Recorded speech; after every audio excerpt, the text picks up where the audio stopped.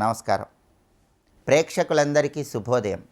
ఈనాటి శుభయోగం శీర్షికన మాస శివరాత్రి సందర్భంగా ఈశ్వరుణ్ణి ఏ విధంగా పూజిస్తే సకల శుభాలను సిద్ధింపజేసుకోవచ్చో పరిశీలిద్దాం. పరమేశ్వరుడికి ప్రీతిపాత్రమైన మాస శివరాత్రి సందర్భంగా శివానుగ్రహం కలగాలంటే నక్తవ్రతాన్ని ఆచరించాలి. నక్తవ్రతం అంటే పగలు ఉపవాసం ఉండి ప్రదోషకాలంలో శివాభిషేకం చేసుకొని ఈశ్వరుడికి అన్నాన్ని నివేదన చేసి ఈశ్వరుడికి నివేదించిన అన్నాన్ని ప్రసాదంగా స్వీకరించాలి. దీన్ని నక్తవ్రతం అనే పేరుతో పిలుస్తారు. మాస శివరాత్రి సందర్భంగా నక్తవ్రతం ఉంటే శివానుగ్రహానికి సులభంగా పాత్రలు కావచ్చు. అలాగే మాస శివరాత్రి రోజు పరమేశ్వరుడికి అభిషేకం చేసుకోవడంతో పాటుగా ప్రదోషకాలంలో శివాలయ దర్శనం చేస్తే ఉత్తమ ఫలితాలు కలుగుతాయి. ప్రదోషకాలం సాయంకాలం 5 గంటల 15 నిమిషాల నుంచి 5 గంటల 45 నిమిషాల మధ్య ప్రాంతంలో శివాలయంలో 108 లేదా 54 లేదా 21 మీ వీలును బట్టి ప్రదక్షిణలు చేస్తే ఉత్తమ ఫలితాలు కలుగుతాయి. చండీ ప్రదక్షిణ చేస్తే ఇంకా అద్భుతమైన శుభ ఫలితాలు సిద్ధింపజేసుకోవచ్చు. అలాగే పరమేశ్వరుడికి అభిషేకం చేసేటప్పుడు మహన్యాసపూర్వక ఏకాదశి రుద్రాభిషేకం చేయలేని వాళ్ళు, నమక చమకాలు చదువుతూ అభిషేకం చేసుకోలేని వాళ్ళు ఓం నమస్తే అస్తు భగవన్ విశ్వేశ్వరాయ మహాదేవాయ త్ర్యంబకాయ త్రిపురాంతకాయ త్రికాగ్నికాలాయ కాలాగ్నిరుద్రాయ నీలకంఠాయ మృత్యుంజయాయ సర్వేశ్వరాయ సదాశివాయ శ్రీమన్ మహాదేవాయ నమః ఈ ఒక్క మంత్రం చదువుకుంటూ శివాభిషేకం చేసిన పరమేశ్వరుడి పరిపూర్ణమైన అనుగ్రహం కలిగి నమక చమకాలు మొత్తం పారాయణ చేసిన ఫలితం కలుగుతుంది. అయితే ఈ మంత్రం కూడా చదువుకోలేని వాళ్ళు ప్రత్యామ్నాయంగా ఓం నమో భగవతే రుద్రాయ అనే మంత్రాన్ని జపించుకుంటే గ్రహ నక్షత్ర మాలికాధరుడైన శివానుగ్రహం కలిగి సకల శుభాలను సిద్ధింపజేసుకోవచ్చు. ప్రదోషకాలంలో బొప్పాయి పండ్ల రసంతో మాస శివరాత్రి రోజు శివాభిషేకం చేస్తే జాతక చక్రంలో ఉన్న దోషాల తీవ్రతను తగ్గింపజేసుకోవచ్చు. అలాగే పరమేశ్వరుడి అనుగ్రహం కలగటానికి ఎర్రటి మందార పూలతో తొడిమలేని తుమ్మి పూలతో ఈశ్వరుని పూజిస్తూ చిమ్మిలి నివేదన చేయటం ద్వారా శివానుగ్రహానికి సులభంగా పాత్రలు కావచ్చు. అలాగే మాస శివరాత్రి సందర్భంగా ప్రదోషకాలంలో శివతాండవ స్తోత్రము చదివినా విన్నా కుటుంబ కలహాల తీవ్రతను తగ్గింపజేసుకోవటానికి ఆస్కారం ఉంటుంది. అలాగే చంద్రశేఖరాష్టకం పఠిస్తే మానసిక ప్రశాంతత కలుగుతుంది. దారిద్ర్య దహన శివస్తోత్రం చదువుకుంటే ఆర్థిక ఇబ్బందులు తొలగింపజేసుకొని అనేక మార్గాల్లో ఆదాయాన్ని పెంపొందింపజేసుకోవచ్చు. అలాగే కుటుంబంలో సభ్యులందరికీ కూడా అనుకూలత పెంపొందింపజేసుకోవాలంటే ప్రదోషకాలంలో శివాలయ ప్రాంగణంలో కొబ్బరి నూనెతో దీపాన్ని వెలిగించాలి. ఈ ప్రత్యేకమైన విధి విధానాలు పాటించడంతో పాటుగా శివాలయంలో నందిహారతి, నాగహారతి ఇలా పరమేశ్వరుడికి ఇచ్చేటటువంటి రకరకాలైన హారతులు మాస శివరాత్రి సందర్భంగా ప్రదోషకాలంలో దర్శనం చేసుకోవటం ద్వారా శివానుగ్రహానికి పాత్రులై ఆర్థిక ఆరోగ్య కుటుంబ సమస్యల తీవ్రతను తగ్గింపజేసుకొని సకల శుభాలను సిద్ధింపజేసుకోవచ్చు. రేపటి శుభయోగం శీర్షికన చొల్లంగి అమావాస్య సందర్భంగా ఎలాంటి విధి విధానాలు పాటించాలో తద్వారా ఎలాంటి ప్రయోజనాలు సిద్ధింపజేసుకోవచ్చో పరిశీలిద్దాం. నమస్కారం.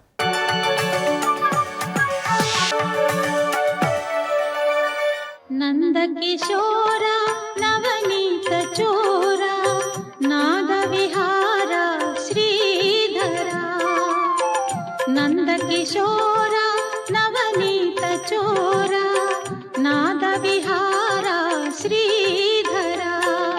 యస్తం వేద, ఈ వృక్షాన్ని ఎవడైతే అర్థం చేసుకుంటాడో వాడే వేదవేత్త. వాడే వేదవేత్త అంటే అర్థం ఏంటి అంటే వేదార్థవిత్ అన్నారు భగవత్పాదులు. వేదవేత్త అంటే వేదము యొక్క ప్రయోజనము ఏదో అది తెలిసినవాడు అన్నారు ఇక్కడ. అంతేగాని ఈ శ్లోకం చదివిసినవాడు చతుర్వేదాలు తెలిసినవాడు అర్థమా? ఈ తత్వాన్ని తెలుసుకున్నవాడు వేదార్థవేత్త. అంటే వేదం యొక్క అర్థం ఎవరు? పరమాత్మ చెప్తాడు వేదేశ్చ సర్వే రహమే వేద్య, ఈ అధ్యాయంలోనే చెప్తాడు, మళ్ళీ ఎక్కడో కాదు. వేదములకు అర్థం ఆయన, అన్ని వేదముల తత్వం ఆయన ఒక్కడే. అంటే వేదం ఎందుకు పుట్టింది అంటే పరమాత్మని చెప్పడం కోసం పుట్టింది. అందుకు వేదార్థవేత్త అవుతాడు అంటే పరమాత్మను తెలుసుకుంటాడు. అంటే ఉన్న వృక్షం ఏమిటో అర్థం చేసుకుంటే వృక్షం మూలం ఏంటో తెలుసుకుంటావు. కింద కొమ్మల నుంచి మూలం వైపు వెళ్ళి మూలంలో ఉన్న ప్రకృతితత్వాన్ని కూడా విడిచి అవ్యక్తమైన పరమాత్మను పొందగలిగితే, అందుకు వృక్షాన్ని ముందు నువ్వు ఉన్న చోటును అర్థం చేసుకోవడం ఏంటో వివరిస్తున్నాడు ఇక్కడ. ఇది అవ్యయ. అవ్యయ అనే మాటకి అర్థం చెప్పుకున్నాం. కానీ అనాదికాల ప్రవృత్తత్వాత్ అవ్యయ. ఇది ఎప్పుడు మొదలయ్యిందో తెలియదు ఈ చెట్టు, అవునా లేదండి? ఈ జన్మకు కారణం మరో జన్మ, ఆ జన్మకు కారణం మరో జన్మ. ఎక్కడికి చెప్తావు ఇక్కడ? కనుక అంతు తెలియదు దీని యొక్క ఆది ఎంతవరకు ఉంటుంది. నాకు ఇంకా జన్మలు ఉండవండి అని ఎప్పుడు అనుకుంటావు? ఇప్పుడు అనుకోలేము, అది మొత్తం తెలియదు. అంటే ఇంకా ఉన్నాయన్నమాట. కనుక అవ్యయ సరిపోయింది కదా. అందుకే అనాదికాల ప్రవృత్తత్వాత్ సంసార వృక్ష అవ్యయ సహ అయ సంసార వృక్ష అవ్యయ అనాద్యనంత దేహాది సంతానాశ్రయోహి సుప్రసిద్ధ అన్నారు ఇక్కడ. అంటే ఎప్పటి నుంచో ఈ దేహులను ఆశ్రయించుకునే ఈ వృక్షం ఉంది కదా, ఈ జీవులు ఎప్పటి నుంచి ఉన్నారు తెలియట్లేదు కదా, కనుక ఇది అవ్యయ. ఇక పర్ణముల గురించి చెప్పుకున్నాం. యథా వృక్షస్య పరిరక్షణార్థాని పర్ణాని తథా వేదా సంసార వృక్ష పరిరక్షణార్థా. పర్ణములు ఆ వృక్షాన్ని ఎలా రక్షిస్తున్నాయో వేదములు ఈ సంసారాన్ని అలా రక్షిస్తున్నాయ్యా అన్నాడు ఇక్కడ. దీని అర్థం ఏంటంటే వైదిక కర్మలు మనం చేస్తుంటే ఈ లోకం ఆ లోకం వెళుతూ ఉంటాం కదా, మరి ఈ లోకం ఆ లోకం తిరగలుగుతున్నామంటే ఎందులో తిరుగుతున్నాం? ఈ చెట్టులోనే ఈ కొమ్మ మించి ఆ కొమ్మకి వెళుతున్నాం అంటే ఈ లోకం నుంచి ఆ లోకంలోకి వెళ్ళాడంట, ఈ కొమ్మ మించి ఆ కొమ్మ మీదకి వెళ్ళాడంట. కొమ్మలు మారిన చెట్టు మారలేదు, అది ఇక్కడ బాధ. చెట్టు మూలములు ఎక్కడున్నాయి? పైన ఉన్నాయి. అందుకే ఆ పరమాత్మ తర్వాత వచ్చే బ్రహ్మాది లోకములు పై కొమ్మలుట, కిందుండేవి మనుష్యాది లోకములుట ఇక్కడ. అందుకే ఇటు నుంచి పైకి వెళ్ళిన పుణ్యాలు చేసుకుంటే, తప్పులు చేస్తే కిందకి దిగు, ఇటు ఇటుగా. కానీ ఈ కొమ్మలే తిరగడు ఇదంతా. కనుక ఈ సంసారంలో ఉన్నామంటే బ్రహ్మలోకానికి వెళ్ళినా సంసారంలో ఉన్నాం, స్వర్గలోకానికి వెళ్ళినా సంసారంలో ఉన్నాం. చెట్టు మీద తిరుగుతున్నాం కోతుల్లాగా, ఈ కొమ్మ ఆ కొమ్మ చేసిన కర్మ బట్టి ఈ కొమ్మ పండు ఆ కొమ్మ పండు తింటూ ఉన్నాం. ఇక్కడ మూలరసం పట్టుకో. ఎన్ని భావాలు ఉన్నాయంటే, నేను దీనికి బీజాన్ని అని చెప్పాడు ఊర్ధ్వమూలం అని.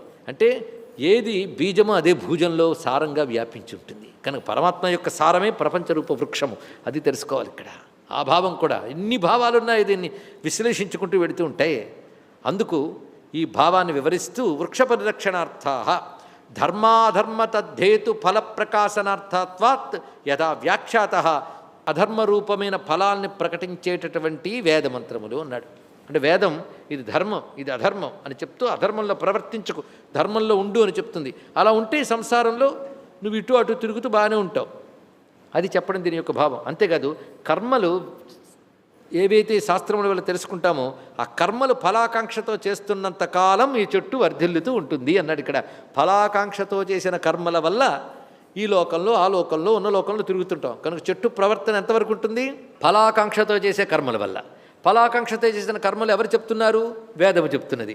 అందుకే వేదము దీనికి ఆకులుగా వర్ణింపబడ్డానికి కారణమదయ్యా అన్నాడు ఇక్కడ. ఛందాంసయస్య పర్ణాని యస్తం వేద, ఎవడైతే ఈ సంసార వృక్ష స్వరూపాన్ని తెలుసుకుంటాడో స వేదవిత్.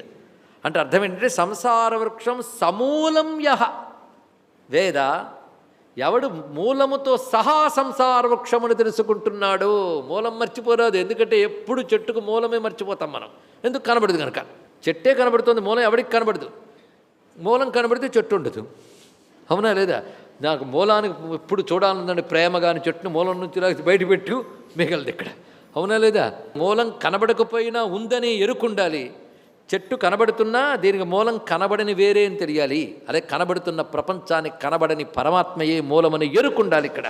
మూలం అందుకే ఏమన్నారంటే, నువ్వు ఎక్కడి నుంచో జ్ఞానం తెచ్చుకో, ఇక్కడి నుంచే జ్ఞానం తెచ్చుకుంటావు. ఇక్కడి నుంచి అంటే సంసార వృక్షంలో ఏ కొమ్మ మించున్నావో ఆ కొమ్మ మించి, ఆ కొమ్మ మీద ఉన్న నువ్వు వృక్షాన్ని మొత్తం పరిశీలించు, మూలాన్ని తెలుసుకో. ఆ మూలసారమే ఈ వృక్షమంతా ఉందని తెలుసుకుని మూలంపై దృష్టి పెట్టుకో. సరిగ్గా ఆ మూల జ్ఞానం మూలతత్వంలోకి వెళ్ళు, ప్రవేశించు. అది దీనిలో చెప్తున్నటువంటి భావం. మొత్తానికి ఇక్కడ ఈ వృక్షాన్ని వర్ణించాడు. ఇంకా ఆ వృక్షం యొక్క లక్షణం కొనసాగుతోందండి. అధశ్చోర్ధ్వం ప్రసృతాస్తస్య శాఖాః గుణప్రవృద్ధాః విషయప్రబాళాః అధశ్చ మూలాన్యనుసంతతాని కర్మానుబంధీని మనుష్యలోకే. అధశ్చ ఊర్ధ్వం ప్రసృతాస్తస్య శాఖ, ఈ కొమ్మలు కొన్ని క్రిందకి కొన్ని పైకి కూడా వ్యాపించిపోయి ఉన్నాయి. పైకెళ్ళే కొమ్మలు కిందకెళ్ళే కొమ్మలు. మనం ముందే చెప్పుకున్నట్లుగా ఈ కొమ్మలన్నీ కూడా కర్మానుగుణమైనటువంటి లోకములే, స్థితులే. కొన్ని పైవి కొన్ని కిందవి. ప్రసుతాహ అంటే వ్యాపించినటువంటివి తస్య శాఖాః.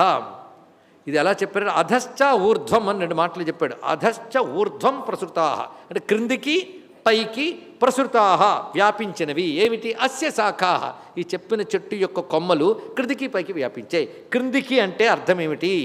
అధః మనుష్యాదిభ్యః యావత్ స్థావరం, మనుష్యులు మొదలుకుని చెట్లు చేమలు వృక్షాల వరకు ఉన్నటువంటివన్నీ కూడా మనుష్యలోకం అనిపించుకుంటున్నాయి. ఇది అధః క్రిందిది. ఊర్ధ్వంచ యావత్ బ్రహ్మణ విశ్వసుజగధామ. ఊర్ధ్వం అనే మాటకి ఇక్కడ సృష్టికర్త అయిన బ్రహ్మలోకం వరకు అన్నాడు. పై కొమ్మలు బ్రహ్మాది లోకాల వరకు, క్రింది కొమ్మలు మనుష్యలోకం వరకు. ఇప్పుడు తెలిసింది కదా, అందుకే లోకాలన్నీ ఈ కొమ్మల్లోనే చెప్పుకున్నాం ఇక్కడ.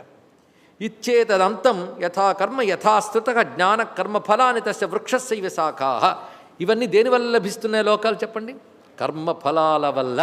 కర్మఫలాలే లోకాలు కదా, కర్మ యొక్క ఫలాలైన లోకములే శాఖలుగా వ్యాపించి ఉన్నాయి. అది వివరిస్తున్నారు ఇక్కడ. అయితే ఇప్పుడు ఆ కొమ్మలు వృద్ధి చెందడానికి కారణం ఏమిటి అంటే గుణ ప్రవృద్ధా. చెట్లు బాగా కొమ్మలతో విస్తరించాలంటే నీళ్లు పోయాలట. ఆ నీళ్లు గుణములు అన్నారు. గుణములతో వృద్ధి చెందుతుందండి ఈ సంసార రూప వృక్షం. విషయ ప్రబాళా. ఇక్కడ చిగుళ్ళు ఏమిటి? విషయములు. విషయములు అంటే ఏమిటి? శబ్దస్పర్శ రూపరసగంధాలు. ఎక్కడికక్కడ తెలియాలి. విషయములంటే శబ్దస్పర్శ రూపరసగంధాలు 5 విషయాలు. అవి అన్నో రకాలు. అది వచ్చింది. శబ్దం ఒక విషయం అన్నా కానీ ఒక శబ్దమా? ఎన్ని శబ్దాలు? రకరకాల 5 మొత్తం ఎన్ని కలిపినా 5. కనుక విషయములు ప్రవాళములు. చిగుళ్ళుటి దీనికి. చిగురుందంటే ఇంకా చెట్టు బాగా పెరుగుతుందని అర్థం. కానీ విషయపు చిగుళ్ళు సంసార వృక్షాన్ని పెంచుతూనే ఉంటాయి. ఇది తెలుసుకో ఇక్కడ. విషయ ప్రవాళా అధశ్చ మూలాన్యనుసంతతాని కర్మానుబంధీని మనుష్యలోకే. ఒక పొయిటిక్ ఎక్స్ప్రెషన్ ఆఫ్ ఫిలాసఫీ అండి ఇక్కడ. కవితాత్మకమైన రూపకల్పన చేస్తున్నాడు ఇక్కడ. రూపకాలంకారంలో అంత అందంగా మనకిస్తున్నాడు. ఎంత కవిత్వం ఎంత గొప్పగా కనబడుతుంది ఇక్కడ. అధశ్చ మూలాని అనుసంతతాని. ఈ క్రిందికి ఉన్న మూలములు అనుసంతతాని అంటే ఒకదానితో అల్లుకుపోయాయా? అనుప్రవిష్టాన్ని. ఒకదానిలో ఒకటి ప్రవేశించిపోయి అలా అలా అల్లుకుపోయాయి. అంటే పైన ఊర్ధ్వమూలం కాకుండా అధోమూలాలు ఉన్నాయనట. ఇది ఎలాంటిదంటే ఒక చెట్టుకి అసలు వేరు కాక మధ్య మధ్యలో ఊడలు లాంటివి వస్తుంటాయి. దాని నుంచి మళ్ళీ కొన్ని పుట్టుకొస్తుంటాయి. ఇక్కడ అసలు మూలం ఎవడు? పరమాత్మ. కానీ క్రింద ఉన్న మనకి మరికొన్ని మూలాలు కనబడ్డాయి. ఈ మూలాలు చూసి ఇదే మూలం అనుకుంటుంటాం, అసలు మూలంకి వెళ్లకుండా. అది తెలుసుకోవాల్సింది ఇక్కడ. స్వస్తి.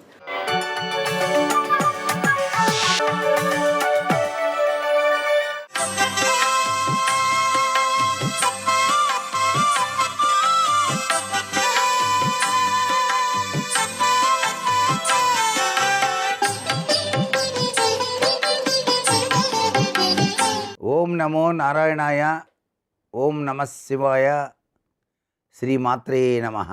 గురుబ్రహ్మ అని చెప్పేసి బ్రహ్మస్థానం గురువుకి ప్రసాదించాం. ఎందుచేతనంటే ఈ కలియుగంలో మొట్టమొదటి గురువు ఎవరండి అంటే తల్లి. బిడ్డడకు తల్లే గురువు అండి. అందుచేత మాతృదేవో భవ, పితృదేవో భవ, ఆచార్యదేవో భవ అని 3వ స్థానం వచ్చింది గురువుకి ఇక్కడ.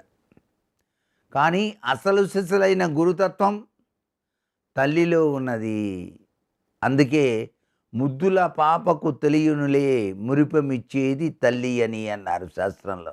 ఆ తల్లి యొక్క ప్రవర్తన నియమావళి బిడ్డని పెంచడంలో కానీ అతన్ని ఉన్నత విద్యావంతుణ్ణి చేయటానికి చిన్నతనం నుంచి కూడాను భారతం, భాగవతం, రామాయణాది గ్రంథాల పఠనంలో దాగిన అద్భుతవంతమైనటువంటి ప్రభావాల్ని పిల్లలకు తెలియజేయటంలో కానీ తల్లి పాత్ర అత్యధికంగా ఉంటుంది భారతీయ సంస్కృతిలో. ఆమె గురువు. అందుకే భారతీయ సంస్కృతిలో తల్లిని మొట్టమొదటి గురువుగా భావన చేస్తూ మాత్రే నమః అనేటువంటి ఆదిశక్తి స్వరూపిణిగా కూడాను మనం పూజాది కార్యక్రమాల్లో పూజించడం జరుగుతోందన్నమాట. ఇక్కడ మనం గ్రహించాల్సింది ఆదిశక్తి, ఆది గురువు జగన్మాత. అమ్మలగన్న అమ్మ ఆ తల్లి కాబట్టి ఇక్కడ ఈ గురుతత్వం తల్లిలా లాలిస్తుంది, తండ్రిలా పోషిస్తుంది, గురువులా మార్గదర్శక సూత్రాల్ని ప్రసరింపజేస్తుంది. కాబట్టే యా దేవీం సర్వభూతేషు విద్యారూపేణ సంస్థిత.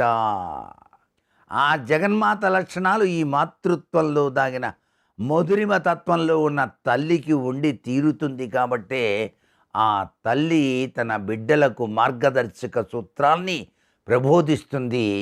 ఆ గురుతత్వరీత్యా కూడాను నీతి శతకంలోని చక్కటి పద్యాలు ఆ తల్లి తన బిడ్డలకు నేర్పితే వాళ్ళు చక్కటి యోగవంతమైనటువంటి సంస్కారవంతమైనటువంటి జీవితాన్ని భవిష్యత్తులో గడపడానికి ఆస్కారం ఉంది అంటోంది శాస్త్రం. ఇంటి ఇల్లాలు మాతృత్వంలో ఉన్న తన గొప్ప విశేషాన్ని గ్రహించి తన బిడ్డలను గురుతత్వరీత్యా తీర్చిదిద్దాలి అంటోంది శాస్త్రం. సర్వే జనా సుఖినో భవంతు.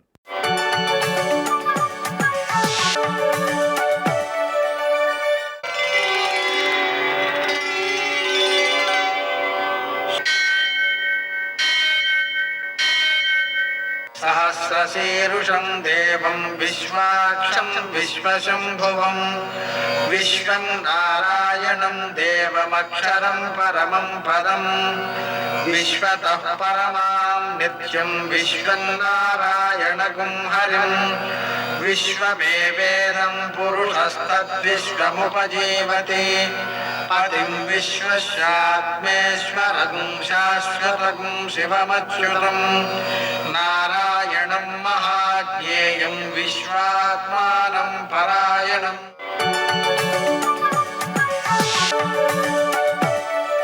सूर्यशौर्यमथेन्दुरिन्द्रपदवी सन्मङ्गलं मङ्गलम्. नमस्ते भगवन् देवदत्तात्रेय जगत्प्रभो सर्वबाधा प्रशमनं कुरु शान्तिं प्रयच्छ मे. నేటి కాలమాన విశేషాలను గమనిద్దాం. స్వస్తి శ్రీ చాంద్రమాన శోభకృన్నామ సంవత్సరం ఉత్తరాయణం హేమంత ఋతువు పుష్యమాసం కృష్ణపక్షం గురువారం.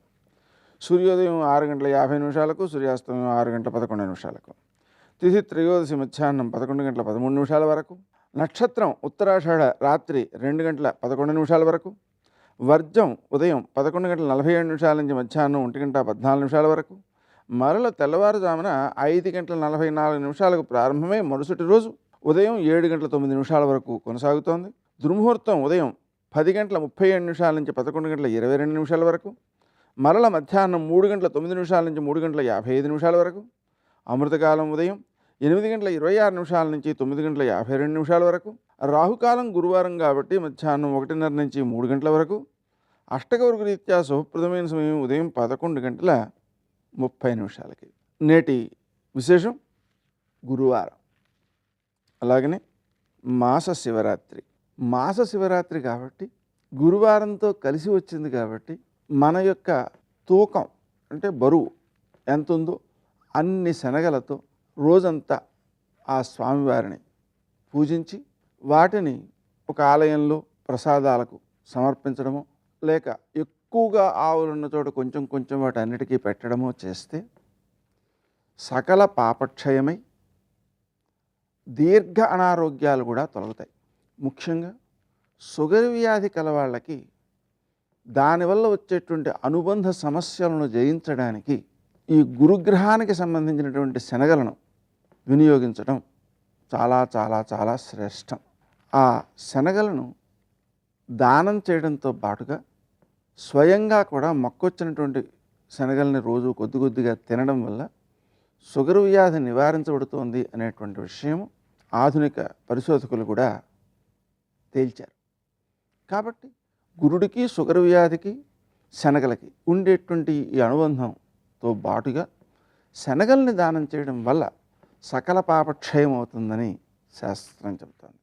అందువలన పరిపూర్ణమైన ఆరోగ్యానికి పిల్లల యొక్క అభివృద్ధికి కూడా ఈ శనగలు ఉపయోగపడతాయి. నేటి ఆణిమిత్యాలు.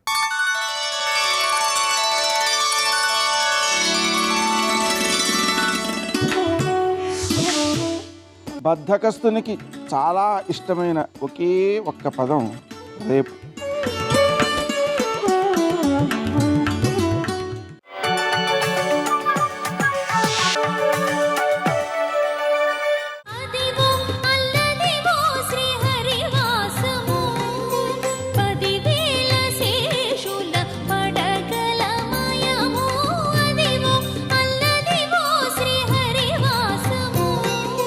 పదహారు గుణములు కలిగిన పౌర్ణమైన నరుడిగా వచ్చిన రాముడు ఏ నరుడికి చిరంజీవిత్వాన్ని ఇవ్వాల, వానరులకిచ్చాడు. అందులో హనుమ ఒకరు. నువ్వు వచ్చేస్తావా, నాతో అవతార పరిసమాప్తి చేస్తున్నాను, సరయూ ప్రవేశం చేస్తావా అని అడిగారు. రామా నాకు మీరొకటి, మీ కథ ఒకటి, మీ నామం ఒకటి కాదు, నాకు మీ కథ చాలన్నారు. మత్కథా ప్రచరిష్యంతి యావల్లోకే హరీశ్వర తావద్రమస్య సుప్రీతో మద్వాక్యమనుపాలయన్. ఎక్కడెక్కడ రామకథ చెప్పబడితే అక్కడికి వెళ్ళి కూర్చో, నువ్వు వెడితే చాలు మంగళములు జరుగుతాయన్నారు. ఎత్ర ఎత్ర రఘునాథ కీర్తనం తత్ర తత్ర కృతమస్తకంజలిం భష్పవారి పరిపూర్ణలోచనం మారుతిం నమతరక్షతాంతకం. రామకథ వింటూ కందుల వెంట ఆనంద భాష్పములు కారిపోతూ ఉండగా సభలో కూర్చుని అలా వింటూ ఉంటారట. అందరికన్నా ఆఖరణ వెళ్ళలేక పెడతారట. తులసీదాస్ గారి విషయంలో నిరూపణమైంది అది. అందుకని అంత గొప్ప కొడుకుని కన్న తల్లి, ఒక మంచి కొడుకుని కన్న తల్లి పేరు చిరస్థాయిగా ఉండిపోతుంది అనడానికి ఉదాహరణయే తస్మాత్ అంజనశైలోక్యం లోకే విఖ్యాత కీర్తిమాన్.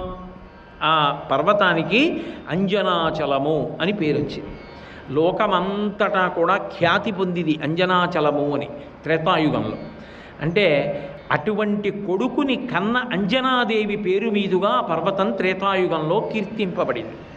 కాబట్టి కృతే వృషాద్రిం వక్షంతి త్రేతాయాం అంజనాచలం, కొండ మాత్రం అదే. త్రేతాయాం అంజనాచలం ద్వాపరే శేషశైలేతి. ద్వాపరయుగం వచ్చేటప్పటికి అదే కొండకి శేషశైలము అని పేరు వచ్చింది. ఎందుకు వచ్చింది శేషశైలం అన్న పేరంటే, ఒకప్పుడు శ్రీమన్నారాయణుడి దగ్గర వైకుంఠంలో ద్వారపాలకులుగా ఉండేటటువంటి జైవిజయులు ఇద్దరూ కూడా సనకసనందనాదుల చేత శపింపబడి రాక్షసులుగా భూలోకానికి వచ్చేశారు. వాళ్ళు మళ్ళీ తిరిగి జైవిజయులు వైకుంఠానికి వచ్చి ద్వారపాలకులుగా నిలబడేటటువంటి లోపల ఆ పదవిలో ఎవరో ఒకళ్ళు ఉండాలి. అంటే ఇన్ఛార్జ్ అన్నది అప్పుడే ఉంది. అందాక ఎవరినో ఒకళ్ళని ఉంచాలి. దానికి ఎవరు తగినవాడు అని చూశారు. ఆ పదవి గురించి కొంత తెలిసిన్నవాడు అయి ఉండాలి కదూ. అందుకని ఎప్పుడూ లోపల తన దగ్గరే ఉంటారు ఆదిశేషుడు. ఆదిశేషుడే పర్యంకము, దాని మీద పడుకుంటారు కదా శ్రీమన్నారాయణ వారి ఛత్రము, గుడుగై ఉంటాడు. కాబట్టి ఆ ఆదిశేషుడిని ద్వారపాలకుడుగా నియమించారు వైకుంఠంలో శ్రీమన్నారాయణుడు. ఆయన ద్వారపాలకుడిగా ఉన్నారు. ఒక రోజున ఏదో చాలా అత్యవసర వ్యవహారం పడి వాయుదేవుడు గబగబా వచ్చాడు. వాయుదేవుడిని ముఖ్య ప్రాణుడు అని పిలుస్తూ ఉంటారు. ముఖ్య ప్రాణుడు అని ఎందుకు పిలుస్తారంటే, లోకము ఉండడం అన్నమాట, లోకమునకు సుఖమన్నమాట ఆయన మీదే ఆధారపడుతుంది. అశరీర శరీరేషు వాయుశ్చలతి పాలయన్ అంటారు. మనందరికీ శరీరాలు ఉంటాయి.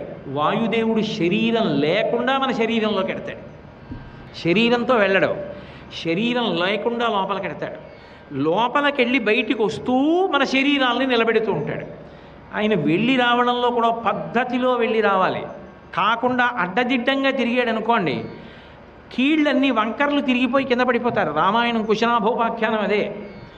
వెంటనే కింద పడిపోతారు. కీళ్లవాతం వచ్చిందంటారే, అలా వంకర్లు తిరిగి పడిపోతారు. ఆయన ఒక పద్ధతిలో వెళ్ళి బయటికి రావాలి. అందుకే ఎక్కడ చూడని వెంకటేశ్వర స్వామిని ఒకే వేగంతో ఒకేలా లోపలికెళ్ళి బయటికి వస్తూ ఉన్నట్టు ముక్కు చివరై నాకు ఆ వెంకటేశ్వరుడు కనపడుతున్నాడని వడిబాయక తిరిగే ప్రణబంధుడా అన్నాడు అన్నమాచార్య స్వామి వారు. ఇక్కడే కనపడుతున్నాడు నాకు వెంకటేశ్వర స్వామి అన్నాడు. కాబట్టి అశరీర శరీరేషు వాయుశ్చలతి పాలయన్. ఆయన ప్రతి శరీరంలోకి వెళ్ళి శరీరాన్ని పరిపాలన చేస్తుంటాడు వాయుదేవుడు. ఆయన వెళ్ళడం మానేసిన, వెళ్ళింది బయటికి రావడం మానేసిన, ఆ ఊపిరి తీసినవాడు వెళ్ళిపోయాడని చెప్పి వాడిని తీసుకెళ్ళి కాల్చేస్తారు. కాబట్టి ఆయన వలనే భవతి ఉన్నాడు అన్న మాట ఊపిరి తీసి విడిచిపెట్టినంతకాలమే. యావత్ పవనో నివసతి దేహే తావత్ పృచ్ఛతి కుశలంగేహే గతవతి వాయో దేహాపాయే భార్యా బిభ్యతి తస్మిన్ కాయే అంటారు మొహముద్గలంలో శంకర భగవత్పాదులు. ఆ ఊపిరి ఉన్నంతకాలమే బాగున్నారా అని అడుగుతారు. కాబట్టి ఆ ఊపిరి ఉన్నంతకాలమే మంగళప్రదత్వం. పైగా ఆయన ముఖ్య ప్రాణుడు. ఎందుకని అంటే అసలు శరీరానికి అంతటికీ కూడా సుఖాన్ని ఇచ్చేటటువంటి వాడు ఆయనే. వాయు ప్రాణ సుఖం వాయు వాయునా సంపరిత్యక్తం న సుఖం విందతి జగత్. వాయువే ప్రాణము, వాయువే సుఖము. వాయు ప్రాణ సుఖం వాయు వాయునా సంపరిత్యక్తం. ఆ వాయువు వదిలిపెట్టేసింది అనుకోండి, నా సుఖం విందతే జగత్. అసలు లోకానికి సుఖమన్న మాటే లేదు. బా స్తంభించిపోయిందండి, చెట్లు కూడా ఆకు కూడా కదలటం లేదు చూసారా అని ప్రతివాడు వచ్చి వీధుల్లో నిలబడతాడు అడిగిపోయి, తట్టుకోలేక వాతావరణం. అన్ని విధాలుగా లోకాన్ని బతికిస్తాడు కాబట్టి వాయువుని ముఖ్య ప్రాణుడు అని పిలుస్తారు. నమస్తే వాయు త్వమేవ ప్రత్యక్షం బ్రహ్మాసి అంటుంది వేదం. కాబట్టి ఆయన ముఖ్య ప్రాణుడు. ఆయన వచ్చాడు అంటే ఏదో చాలా ముఖ్యమైన విషయం ఉంది అని గుర్తు. సర్వం శ్రీ ఉమామహేశ్వర పరబ్రహ్మార్పణమస్తు. స్వస్తి.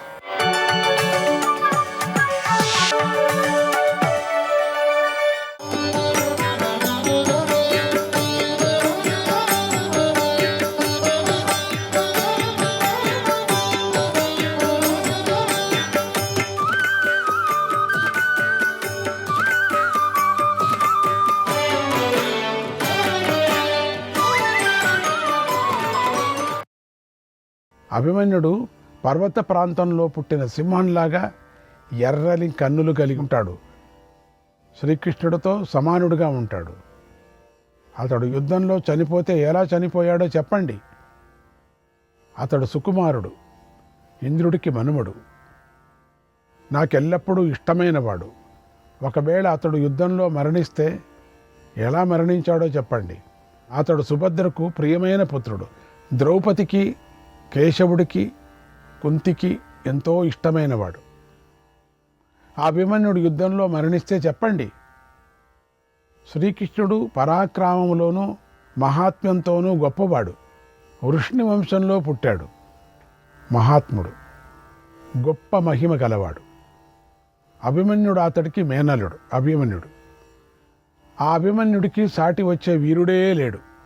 ఒకవేళ అతడు యుద్ధంలో మరణిస్తే ఎలా మరణించాడో చెప్పండి. మాట్లాడండి. అభిమన్యుడు సుభద్రకు ప్రాణంతో సమానమైనవాడు. అతడు నేనెప్పుడూ లాలిస్తూ ఉంటాను. ఆ వీరపుత్రుణ్ణి చూడలేకపోతే నేను యముడింటికి వెళతాను. అతడు మెత్తని వంకీలు తిరిగిన జుట్టు కలవాడు. లేడి పిల్ల లాంటి చంచలమైన చూపులు గలవాడు. అతడు మదపుటి ఏనుగులాగా విక్రమిస్తాడు. మద్ది చెట్టులాగా పొడవుగా ఉంటాడు. నవ్వుతూ మాట్లాడతాడు. ప్రశాంతంగా ఉంటాడు. పెద్దల మాటలను ఆచరిస్తాడు.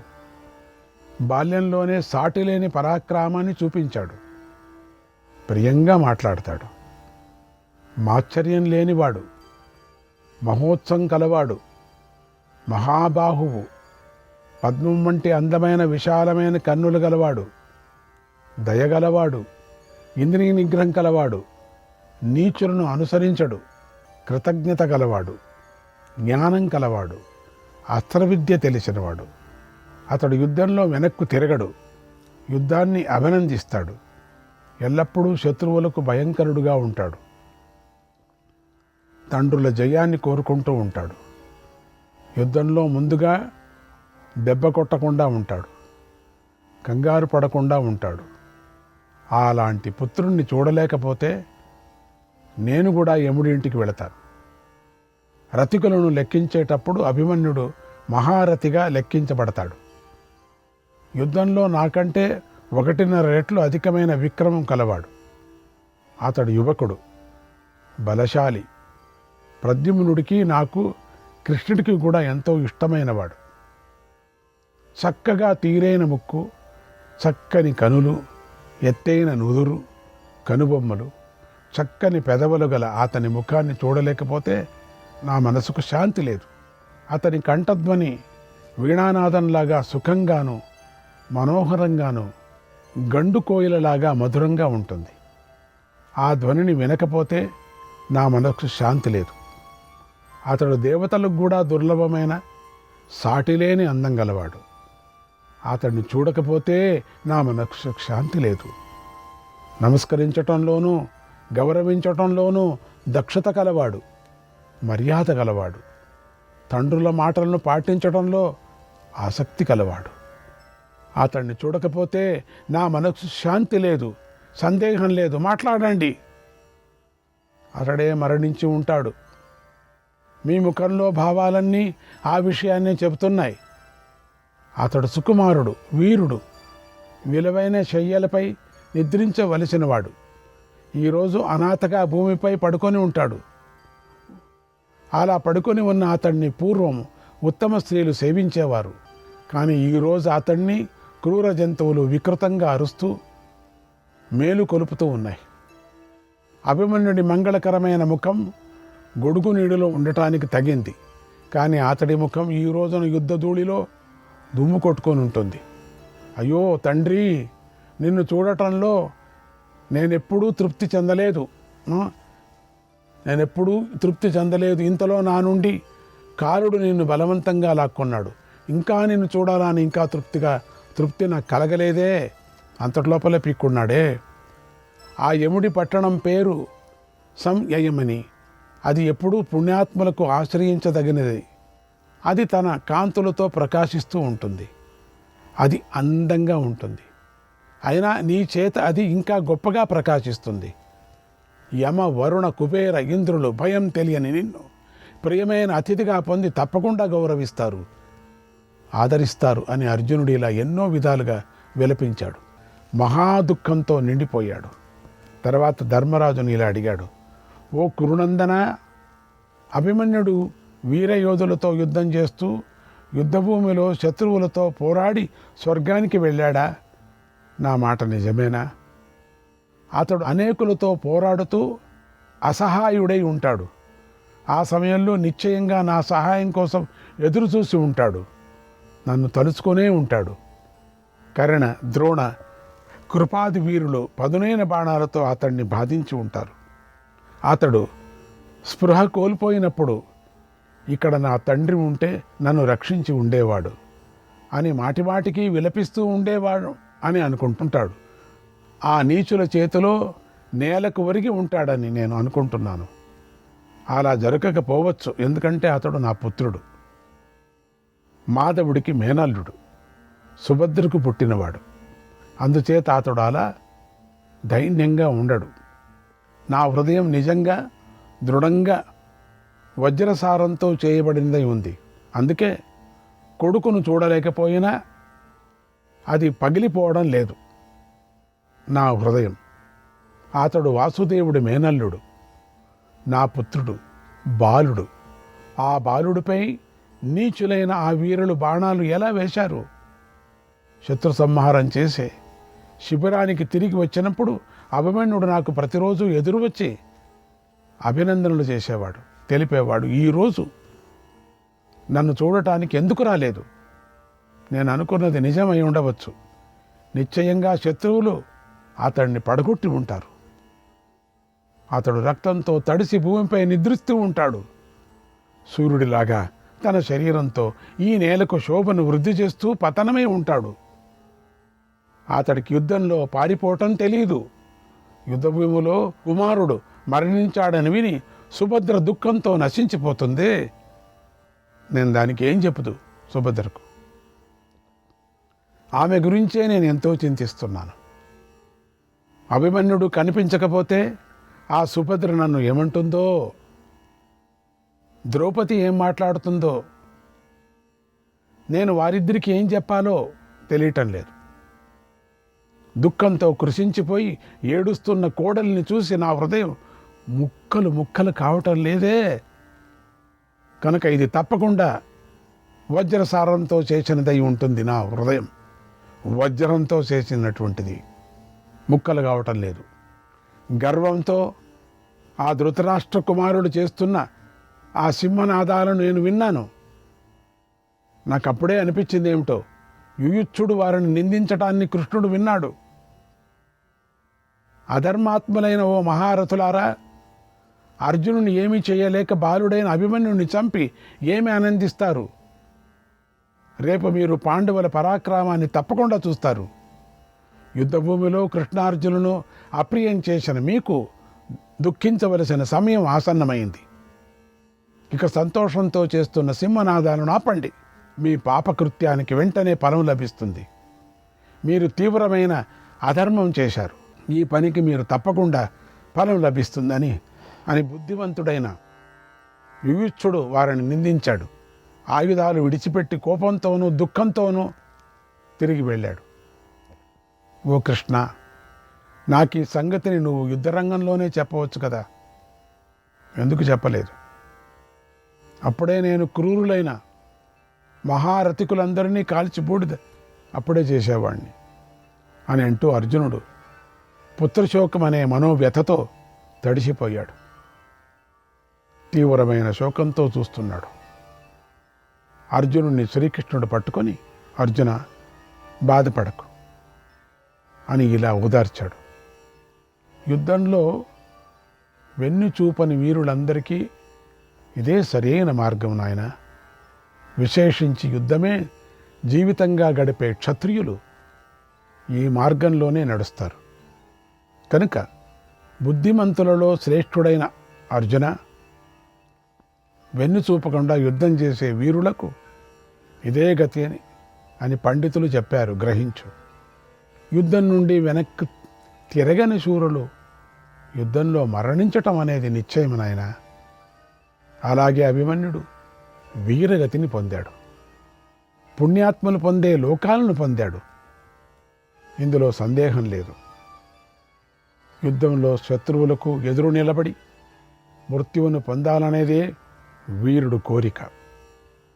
అదే అభిమన్యుడి కోరిక కూడా.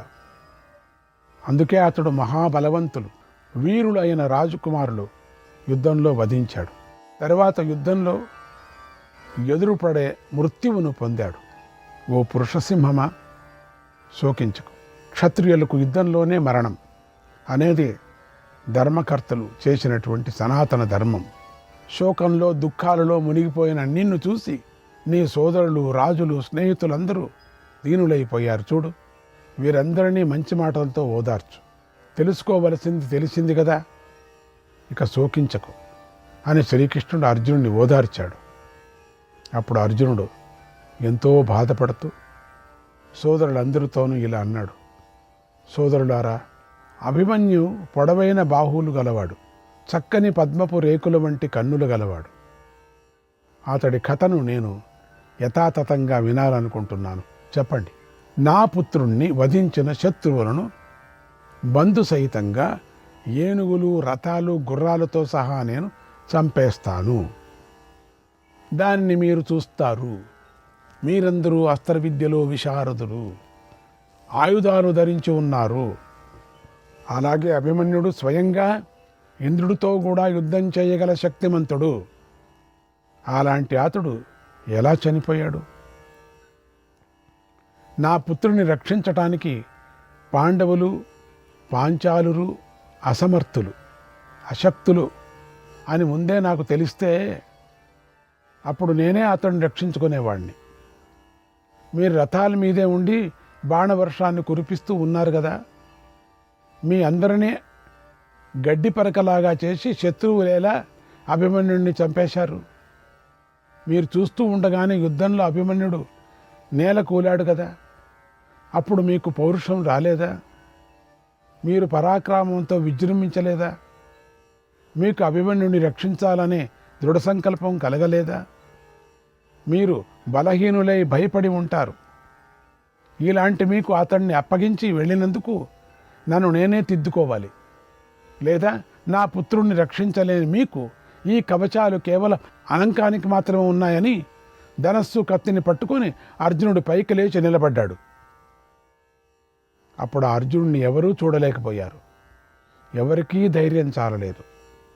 అర్జునుడు పుత్ర మరణంతో బాధపడుతూ కన్నీరు కార్చాడు. మాటిమాటికి నిట్టూర్పులు విడుస్తూ యముడిలాగా రౌద్రంగా ఉన్నాడు. ఆ అర్జునుడితో మిత్రులెవరూ మాట్లాడలేకపోయారు. ఒక్క ధర్మరాజుకి, కృష్ణుడికి తప్ప అర్జునుడితో ఎవరూ మాట్లాడలేకపోయారు. ధర్మరాజు, కృష్ణుడు అన్ని పరిస్థితుల్లోనూ అర్జునుడు మేలు కోరుకుంటూ మనస్సు తెలుసుకొని నడుచుకుంటూ ఉంటారు. కనుక అక్కడ గౌరవంతో కానీ ప్రేమతో కానీ వారిద్దరే మాట్లాడటానికి అర్హులై ఉన్నారు. అప్పుడు అర్జునుడు కోపించున్నాడు. పుత్ర శోకంతో ఎంతో దుఃఖిస్తూ ఉన్నాడు. అర్జునుడితో ధర్మరాజు ఇలా అన్నాడు, శ్రీకృష్ణాయ పరమాత్మనే నమః. 73వ అధ్యాయం. ధర్మరాజు అర్జునుడితో ఇలా అన్నాడు, ఓ అర్జున, సంసప్తక సైన్యాన్ని ఎదిరించడానికి నువ్వు వెళ్ళావు. ఆ సమయంలో ఆచార్యుడైన ద్రోణుడు నన్ను పట్టుకోవాలని తీవ్రంగా ప్రయత్నం చేశాడు. రథ సైన్యంతో వ్యూహం పన్నాడు. ఆ ద్రోణుణ్ణి మేము ఎదిరించాం. ఆయనతో యుద్ధం కూడా చేశాం. మేము కూడా సైన్యాన్ని వ్యూహాకారంలో నిలిపాం. అన్ని రకాలుగాను ద్రోణుని విజృంభణను అడ్డుకొన్నాం. మన రథికులు ఆయనను అడ్డగిస్తూ ఉన్నారు. నేను సురక్షితంగా ఉన్నాను. ఆ సమయంలో ద్రోణాచార్యుడు పదునైన బాణాలతో నన్ను బాధించాడు. నా మీదకు అతి వేగంగా దాడి చేశాడు. అప్పుడు ఆయన సైనిక వ్యూహం మీదకు దండెత్తలేకపోయాం. ఆయన మీదకు మేము వెళ్ళలేకపోయాం. వ్యూహాన్ని ఛేదించలేకపోయాం, భేదించలేకపోయాం. అప్పుడు మేము అభిమన్యుడితో ఇలా అన్నాం, నాయన, ద్రోణాచార్యుడు పన్నిన ఈ చక్రవ్యూహాన్ని భేదించు అన్నాం. వెంటనే అభిమన్యుడు ఆ మాట పాటించాడు. మంచి గుర్రాల్లాగా ముందుకు దూకాడు. ఆ భారం సహించరానిది అయినా దాన్ని భరించడానికి సిద్ధమయ్యాడు. నువ్విచ్చిన అస్త్రోపదేశంతోనో పరాక్రమంతోనో ఆ బాలుడైన అభిమన్యుడు విజృంభించాడు. సైన్యంలోకి ప్రవేశించాడు. అతడు ఏ దారిలో సైన్యంలోకి ప్రవేశించాడో అదే దారిలో మేము కూడా ప్రవేశించాలని అతని వెంట వెళ్ళాం. అప్పుడు మాకు ఆ నీచుడైన సింధూరాజు అడ్డపడ్డాడు. శివుడిచ్చిన వరం వల్ల మమ్మల్ని అందరినీ అడ్డగించాడు. ఆ సమయంలో ద్రోణుడు, కృపుడు, కర్ణుడు, కృతవర్మ, కోసలరాజు, అశ్వత్థామనే ఈ 6 అభిమన్యుడిపై దాడి చేసి అడ్డగించారు. వారంతా నీకు తెలుసు, మహారథికులు. మేము లోపలికి వెళ్ళలేకపోయాం. వారు యుద్ధంలో బాలుడైన అభిమన్యుని అడ్డగించినా కూడా అతడు తన శక్తినంతా వినియోగించాడు. వారిని జయించాలని ప్రయత్నం చేశాడు. అయితే వారు చాలామంది ఉన్నారు. అందరూ కలిసి ఆ బాలుడికి రథం లేకుండా చేశారు. ఆ సమయంలో దుశ్శాసనుడి పుత్రుడు వారి చేత ప్రేరేపించబడ్డాడు. అతడు వేగంగా వచ్చి అభిమన్యుడిని గదతో కొట్టి చంపేశాడు. అభిమన్యుడు అక్కడ వేల కొద్ది సైనికులను, గుర్రాలను, రథాలను, ఏనుగులను సంహరించాడు. 8,000 రథాలను, 900 ఏనుగులను, 2,000 మంది రాకుమారులను వధించాడు. ఇంకా కనబడని, కనిపించని అనేక వీరులను కూడా చంపేశాడు. రాజైన బృహద్బలుడిని చంపాడు. అది ముఖ్యం. ఆ తర్వాతే అభిమన్యుడు మరణించి పుణ్యలోకాలకు వెళ్ళాడు. దీనుడు కాకుండా శత్రువులకు భయం కలిగించాడు, బంధువులకు ఆనందం కలిగించాడు. యుద్ధం చేస్తూ తండ్రుల, మేనమామల యొక్క పేర్లను ఎక్కువగా వినిపించాడు. బంధువులందరినీ శోకంలో ముంచివేశాడు. చివరికి మృత్యువును పొందాడు. అప్పటి నుంచి మేము ఎంతో దుఃఖిస్తున్నామో, మా శోకం పెరిగిపోవటానికి ఇదే కారణం. ఇలా అభిమన్యుడు స్వర్గలోకానికి చేరాడు అన్నాడు ధర్మరాజు. ఆ మాటలు విని అర్జునుడు అయ్యో కుమారా అంటూ నిట్టూరుస్తూ బాధతో నేలకూలిపడ్డాడు. అందరూ దుఃఖిస్తూ ఆ అర్జునుడిని చుట్టుముట్టి ఓదార్చారు. కొద్దిసేపటి తర్వాత తెలివి తెచ్చుకొని విపరీతంగా కోపించాడు. జ్వరంతో వణుకుతున్న వాడిలాగా మాటిమాటికి నిట్టూర్చాడు, కన్నీరు కార్చాడు. రొప్పుతూ ఇలా అన్నాడు, ఇక్కడి నుంచి అర్జునుడు ప్రతిజ్ఞారూపంలో ఎన్నో దోషాలను గురించి చెప్పాడు. వీటి గురించి మనం తెలుసుకోవాలి. మనం తెలుసుకోక తప్పదు. తెలుసుకొని ఆ దోషాలు చేయకుండా సత్ప్రవర్తనలో నడుచుకోవాలి. ఈ ఉద్దేశంతోనే వ్యాస భగవానుడు కూడా ఈ దోషాలు విస్తారంగా చెప్పాడు. వాటిని మనం తెలుసుకుందాం. సత్యం వహ ప్రతిజానామి శ్వోస్మిహంతా జయత్రథం. నేను మీకు ప్రతిజ్ఞ చేసి చెబుతున్నాను. శ్రీకృష్ణాయ పరమాత్మనే నమః.